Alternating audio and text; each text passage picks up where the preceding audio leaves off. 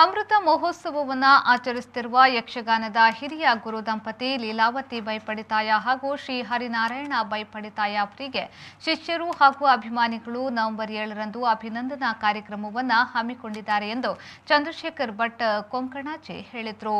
ಮಂಗಳೂರಿನ ಪ್ರೆಸ್ ಕ್ಲಬ್ನಲ್ಲಿ ಸುದ್ದಿಗೋಷ್ಠಿ ನಡೆಸಿ ಮಾತನಾಡಿದ ಅವರು, ಶ್ರೀಹರಿ ಲೀಲಾ 75 ಯಕ್ಷಗಾನ ಕಲಾನಯನ ಗ್ರಂಥ ಗೌರವವನ್ನು ಅರ್ಪಿಸಲಾಗುತ್ತದೆ. ಮೂಡಬಿದ್ರೆಯ ಅಲಂಗಾರು ಶ್ರೀ ಮಹಾಗಣಪತಿ ಮಹಾಲಿಂಗೇಶ್ವರ ದೇವಸ್ಥಾನದಲ್ಲಿ ದಿನವಿಡೀ ಶ್ರೀ ಹರಿಲೀಲಾ ಯಕ್ಷಾಭಿನಂದನಂ ಶಿಷ್ಯಾಭಿವಂದನಂ ಹಾಗೂ ಯಕ್ಷ ನಾದೋತ್ಸವ ಕಾರ್ಯಕ್ರಮ ನಡೆಯಲಿದೆ.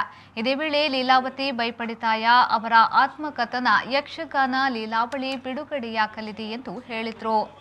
ನವೆಂಬರ್ 7ನೇ ತಾರೀಕು ಭಾನುವಾರದಂದು ಮೂಡಬಿದಿರೆಯ ಮಹಾಗಣಪತಿ ಮಹಾಲಿಂಗೇಶ್ವರ ದೇವಸ್ಥಾನದಲ್ಲಿ ದಿನಪೂರ್ತಿ ಕಾರ್ಯಕ್ರಮವನ್ನು ಹಮ್ಮಿಕೊಂಡಿದ್ದೇವೆ. ಯಕ್ಷಗಾನ ಕ್ಷೇತ್ರದಲ್ಲಿ ಬಹಳಷ್ಟು ಮಹನೀಯರು ಆಗಿ ಹೋಗಿದ್ದಾರೆ. ಆದರೆ ಒಂದು ಗಂಡು ಕಲೆ ಎಂಬುದಾಗಿ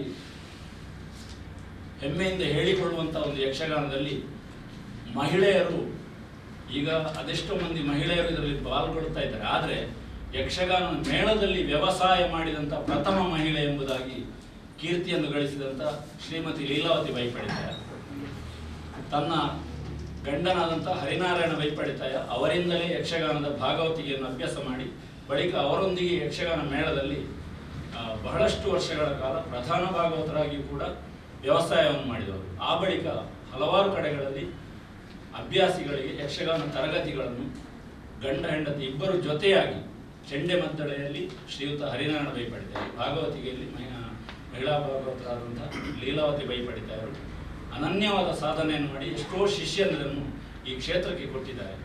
ಹಾಗಾಗಿ ಅವರ ಅಮೃತ ಮಹೋತ್ಸವವನ್ನು ಒಂದು ವಿಶಿಷ್ಟವಾಗಿ ವಿಜೃಂಭಣೆಯಿಂದ ಆಚರಿಸಬೇಕು ಅಂತ ನಾವು ಅಭಿನಂದನಾ ಸಮಿತಿಯನ್ನು ರೂಪಿಸಿಕೊಂಡು ಇದಕ್ಕೆ ಮೂಡಬಿದಿರೆಯ ಆಳ್ವ ಶಿಕ್ಷಣ ಸಂಸ್ಥೆಯ ಚೇರ್ಮನ್ ಆದಂಥ ಶ್ರೀ ಮೋಹನ್ ಆಳ್ವ ಅವರನ್ನು ಗೌರವಾಧ್ಯಕ್ಷರನ್ನಾಗಿ ಮಾಡಿಕೊಂಡು ಸಮಿತಿಯನ್ನು ರೂಪಿಸಿ ಈಗಾಗಲೇ ನಾವು ಕಾರ್ಯಪ್ರವೃತ್ತರಾಗಿದ್ದೇವೆ. ಆ ದಿವಸ ಕಾರ್ಯಕ್ರಮದಲ್ಲಿ ಸಭಾ ಕಾರ್ಯಕ್ರಮವನ್ನು ನಿವೃತ್ತ ಉಪನ್ಯಾಸಕರು ಯಕ್ಷಗಾನ ಕ್ಷೇತ್ರದಲ್ಲಿ ಬಹಳಷ್ಟು ಸೇವೆಯನ್ನು ಗೈದಂಥ ಶ್ರೀ ಎಂ.ಎಲ್. ಸಾಮಗ ಅವರು ಸಭಾಧ್ಯಕ್ಷತೆಯನ್ನು ವಹಿಸಿಕೊಳ್ಳಲಿದ್ದಾರೆ. ಈ ಸಂದರ್ಭ ಸುದ್ದಿಗೋಷ್ಠಿಯಲ್ಲಿ ಕೋಶಾಧಿಕಾರಿ ಆನಂದ್ ಗುಡಿಗಾರ ಕೆರ್ಪಾಶೆ, ಅವಿನಾಶ್ ಬೈಪಡಿತಾಯ, ಯೋಗಾಕ್ಷಿ, ಗಣೇಶ್ ಯಲಕಳ, ಮೈತ್ರಿ ಉಡುಪಿ ಕತ್ತಲ್ ಸಾರ್ ಉಪಸ್ಥಿತರಿದ್ದರು.